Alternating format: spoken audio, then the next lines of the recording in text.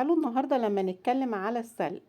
بس قبل ما ندخل على الفيديو بتاعنا ما تنسوش تصلوا على سيدنا محمد، وكمان تعملوا متابعة للقناة على اليوتيوب ومتابعة للصفحة عشان توصلكوا كل المعلومات الصح عن تربية السلاحف ونحافظ عليها من الموت ومن الانقراض.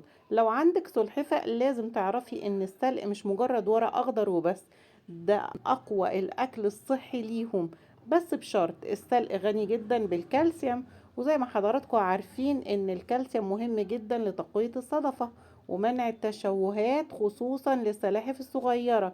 وكمان فيها فيتامينات زي فيتامين سي وايه، بتقوي المناعة وبتخلي السلحفة نشيطة ومش بتتعب بسرعة. ومن اهم مميزاته انه كمان سهل جدا في الهضم، يعني مناسب جدا للسلاحف اللي عندها مشاكل في البطن او في الهضم. لكن خلي بالكوا كويس جدا، السلق فيه نسبة اوكسالات لو زادت ممكن يقلل امتصاص الكالسيوم. يعني الحل ايه يا طنط نانا؟ الحل ان احنا نقدمه باعتدال، يعني ما نحطهوش كل يوم، ولازم ننوع معاه اكل زي الخضروات المسموح بيها اللي انا بنزلها كل يوم في فيديوهاتي. لو عايز سلحفتك تبقى قوية وصحتها مميزة اعملوا دايما توازن في الاكل، مش تقدموا نوع واحد وبس. وتابعوني عشان تعرفوا أسرار تربية السلاحف الصح مع نانا. السلام عليكم.